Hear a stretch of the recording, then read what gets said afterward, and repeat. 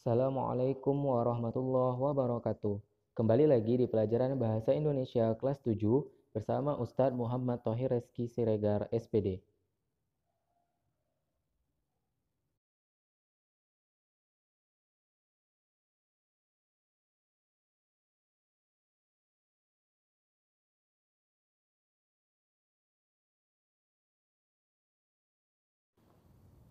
Baiklah, hari ini kita akan belajar tentang struktur teks narasi.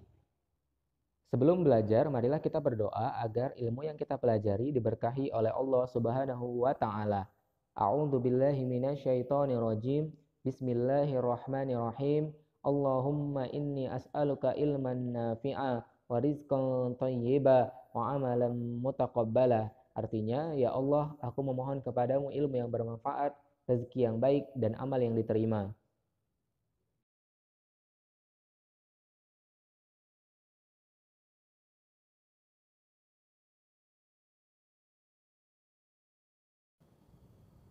Struktur teks narasi ada 4. Yang pertama, orientasi. Yang kedua, komplikasi. Yang ketiga, resolusi. Dan yang keempat, koda.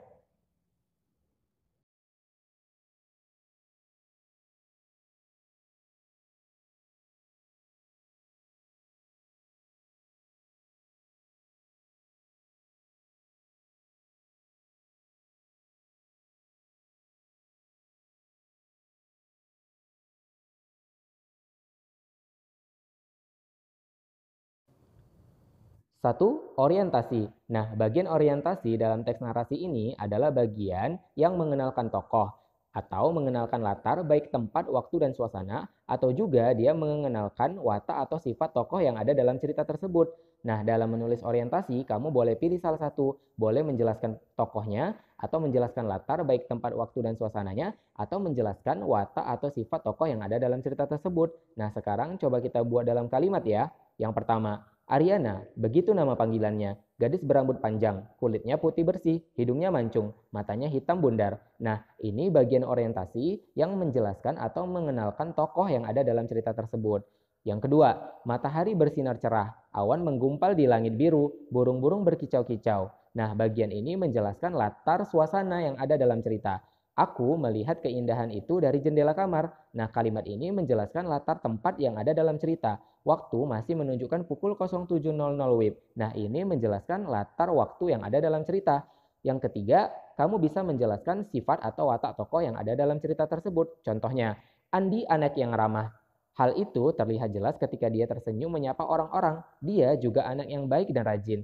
Nah, bagian ini adalah paragraf atau bagian orientasi yang mengenalkan watak atau sifat tokoh yang ada dalam cerita tersebut. Nah, ketika kamu membuat teks narasi bagian orientasi, kamu boleh pilih salah satu ya. Boleh menjelaskan tokohnya, atau menjelaskan latar baik tempat, waktu, dan suasananya. Atau kamu juga boleh menjelaskan watak atau sifat tokoh yang ada dalam cerita tersebut. Tidak usah menjelaskan semuanya, tapi pilih salah satu saja.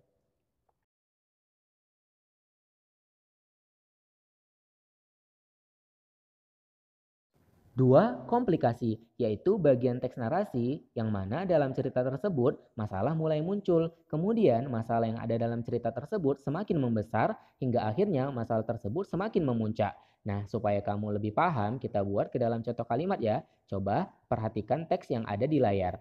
Tiba-tiba Ariana dikejutkan dengan kehadiran Anton. Anton berkata sambil tersengal-sengal, "Ariana, kamu nyontek ya pas ujian kemarin?" "Enggak, siapa yang bilang?" tanggap Ariana kesal. "Aku nggak nyontek kok, Tari yang bilang ke aku," kata Anton. "Dia yang bilang ketika pulang sekolah kemarin." Nah, dari kata tiba-tiba sampai kata kemarin itu merupakan bagian komplikasi dalam teks narasi, di mana masalah mulai muncul. Sekarang kita lanjut ke dalam ceritanya ya. "Awas ya si Tari," sahut Ariana kesal. "Dasar tukang fitnah." Ariana pun pergi ke kelasnya. Dia melabrak Tari yang duduk di bangku. Ariana langsung menjambak rambut Tari hingga tersungkur ke lantai. Tari merasa sakit yang luar biasa di kepala dan pinggulnya.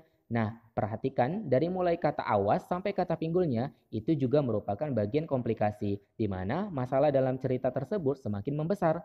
Sekarang kita lanjut lagi ya ceritanya.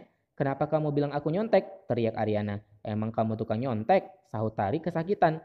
"Dasar tukang fitnah," kecam Ariana semakin sebal. "Awas kamu ya," kata Ariana ingin semakin menjambak Tari dengan kuat. Nah, ini bagian komplikasi di mana masalah semakin memuncak. Jadi di bagian komplikasi ini ada 3 tahapan ya yang harus kita buat. Yang pertama, bagian komplikasi di mana masalah mulai muncul. Yang kedua, tahapan bagian komplikasi di mana masalah mulai semakin membesar. Yang ketiga, tahapan di bagian komplikasi ketika masalah semakin memuncak.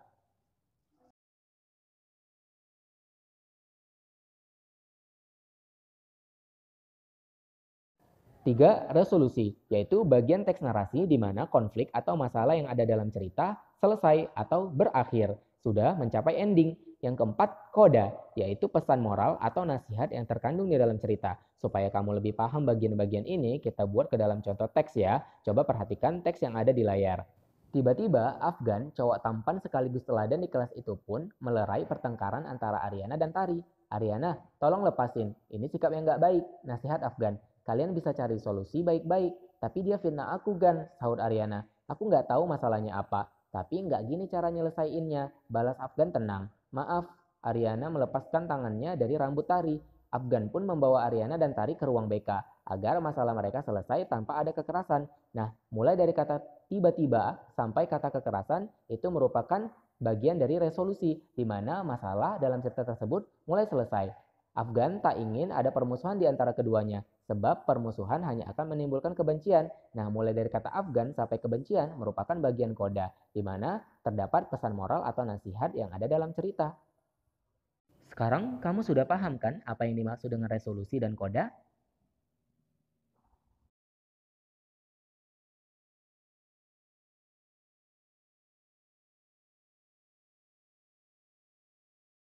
Nah, sekarang supaya kamu lebih paham mengenai struktur teks narasi, mulai dari orientasi, komplikasi, resolusi, hingga koda, sekarang coba kita baca teks yang ada di layar ya, sehingga kita jelaskan satu persatu mana bagian orientasi, komplikasi, resolusi, dan kodanya.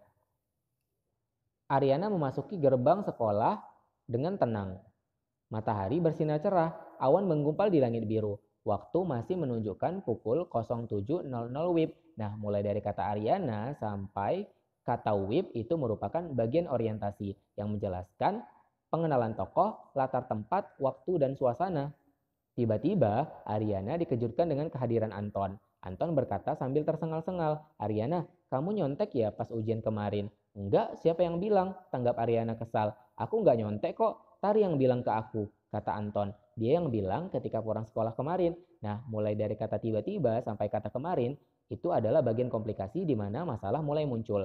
Awas ya si Tari, sahut Aryana kesal. Dasar tukang fitnah. Aryana pun pergi ke kelasnya. Dia melabrak Tari yang duduk di bangku. Aryana langsung menjambak rambut Tari hingga tersungkur ke lantai.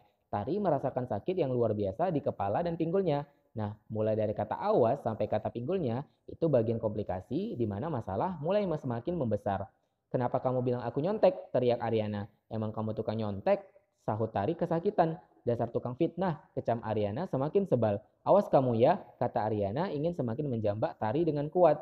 Nah, mulai dari kata emang, mulai dari kata kenapa sampai kata kuat itu merupakan bagian komplikasi di mana masalah semakin memuncak.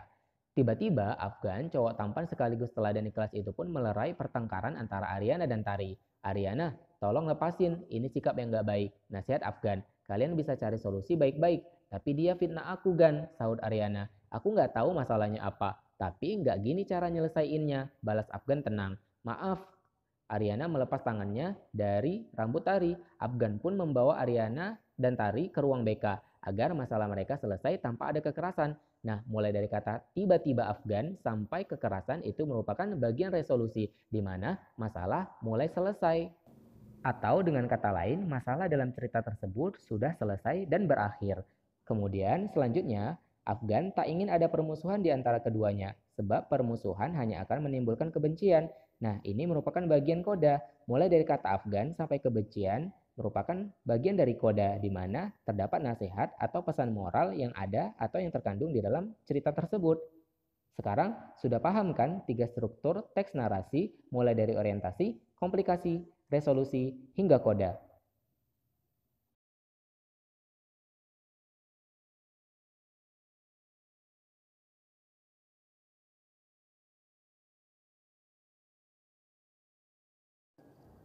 Sampai di sini dulu ya pelajaran kita hari ini. Semoga apa yang sudah saya ajarkan dapat bermanfaat dan dapat kamu pahami dengan baik. Terima kasih, sampai jumpa di pertemuan selanjutnya. Wassalamualaikum warahmatullahi wabarakatuh.